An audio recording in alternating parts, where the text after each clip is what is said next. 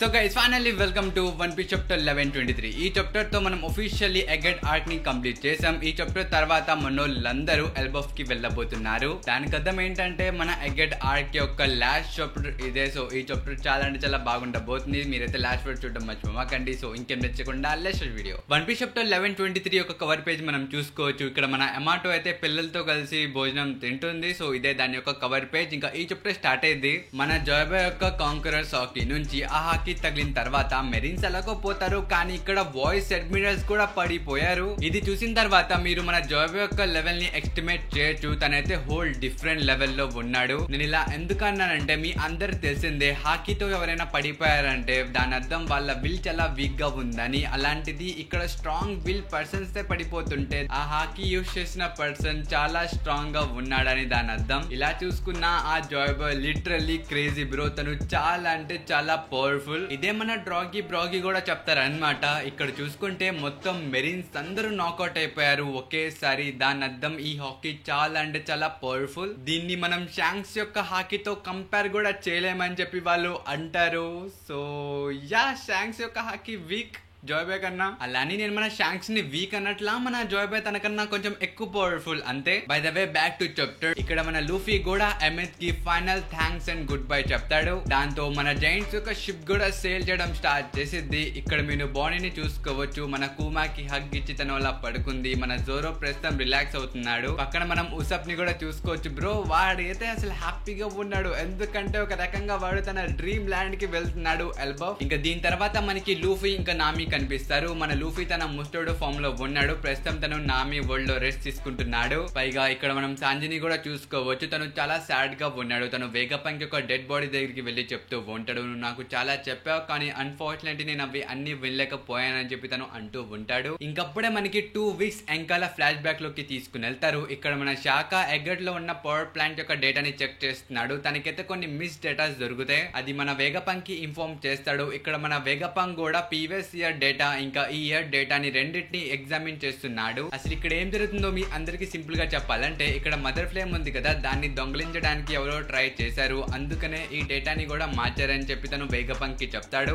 పైగా మన శాఖ వేగపంక్ ముఖం మీద చెప్పేస్తాడు అనమాట, ఇలాంటి పనులు బయటోళ్ళు మాత్రం చేయలేరు. నాకు తెలిసి మన వేగపంక్స్ లోనే ఏదో ఒక వేగపంక్ ఇలా చేసి ఉంటాడని చెప్పి తను చెప్పేస్తాడు. ఆ మాట వినిన తర్వాత మన వేగపంక్ స్టెలాక్ అయితే లిలిత్ మీద అనుమానం వచ్చింది. ఇంకా తను బ్లేమ్ కూడా చేస్తాడు. చేస్తే ఇలాంటి పని లిలిత్ చేస్తాడని చెప్పి తను అంటాడు. కానీ మనకు తెలుసు మన లిలిత్ చాలా ఇన్నోసెంట్. కానీ గైస్ ఇక్కడ మన వేగపంక్ ఇంకా వేగపంక్ శాఖ వేగపంక్ పైథాగరస్ వీళ్ళు ముగ్గురు ఇక్కడ మాట్లాడుకుంటూ ఉంటారు. వీళ్ళు చెప్తారు మన దగ్గర అయితే ఎలివే ఉంది, నాకు తెలిసి మిగతా 4 వేగపంక్ల నుంచి ఎవరో ఒకరు ఇలా చేస్తుంటారు. పైగా డేటా విషయంలో ఇలా జరిగిందంటే నాకు తెలిసి వాళ్ళు మదర్ ఫ్లేమ్ లో ఉన్న కొంచెం పార్ట్ ని తీసుకెళ్లిపోయి ఉంటారని చెప్పి ఇక్కడ వాళ్ళు మాట్లాడుకుంటూ ఉంటారు. ఇది మొత్తం వినిన తర్వాత మన వేగపంక్ కూడా ఒప్పుకుంటాడు. సరే అయితే ఇన్వెస్టిగేషన్ చేద్దామని చెప్పి తను ఒప్పుకుంటాడు. కానీ దానికన్నా ముందు వీళ్ళందరూ స్టెల్త్ మోడ్ లోకి వెళ్ళడానికి రెడీ అవుతారు. ఇదైతే ఒక ఆఫ్లైన్ మోడ్ అన్నమాట. ఈ మోడ్ లోకి వెళ్ళిన తర్వాత ఈ ముగ్గురు వేగపంక్ యొక్క మెమరీస్ అయితే పంక్ రికాస్ట్ లోకి వెళ్ళకుండా ఆగిపోతాయి. దాంతో ఆ ఇంపోస్టర్ కి కూడా మిగిలిన వేగపంక్ ఇలా రీసెర్చ్ చేస్తున్నారని చెప్పి తెలీదు. అందుకనే వీళ్ళు ఇలా ఆఫ్లైన్ మోడ్ లోకి వెళ్ళడానికి రెడీ అవుతారు.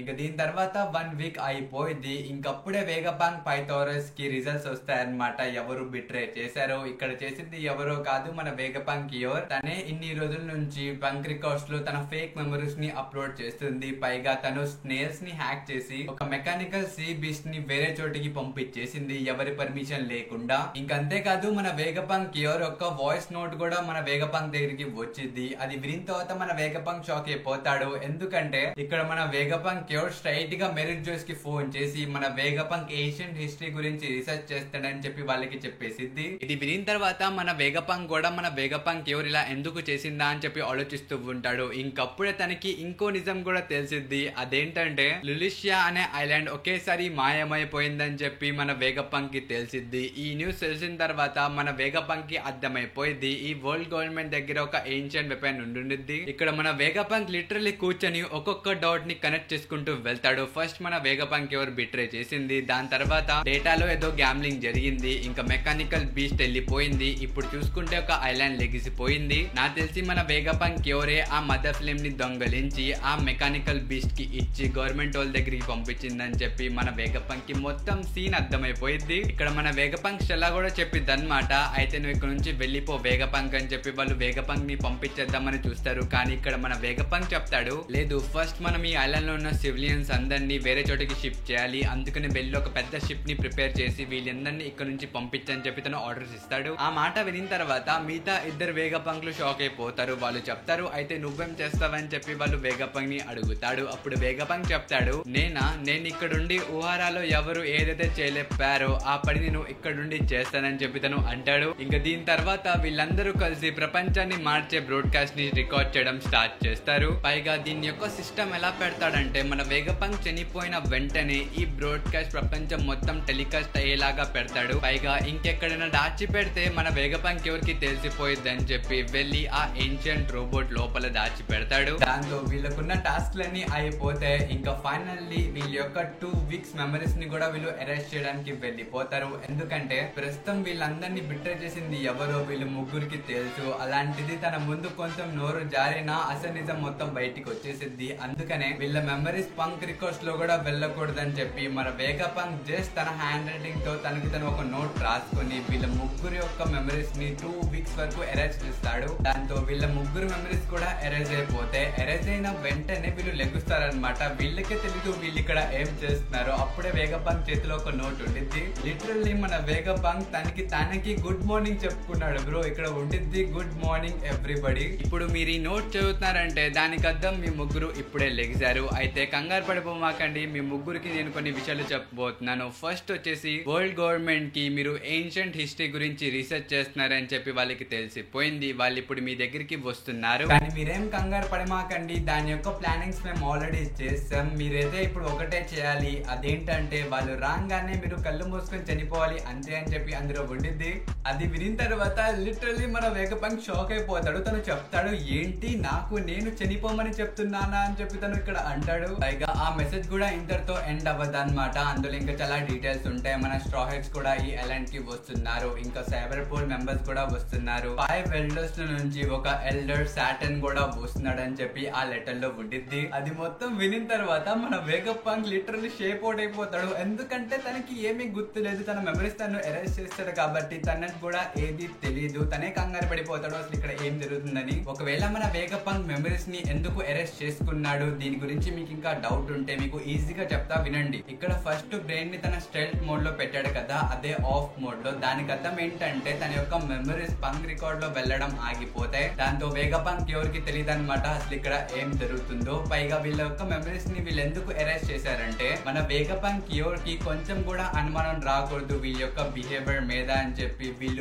యొక్క మెమరీస్ ని ఎరేజ్ చేసుకున్నారు. ఐ థింక్ ఇప్పుడు మీ అందరికి కాన్సెప్ట్ అర్థమైపోయిందని అనుకుంటున్నాను. ఒకవేళ ఇప్పుడు కూడా అర్థం కాకపోతే కామెంట్స్ లో చెప్పండి, ఎక్స్ప్లెయిన్ చేస్తా. So back to chapter. ఇక్కడ మన వేగపంక్ యొక్క మెమరీస్ అన్ని వెళ్ళిపోయిన తర్వాత మొత్తం మళ్ళీ నార్మల్ అయిపోయింది అనమాట.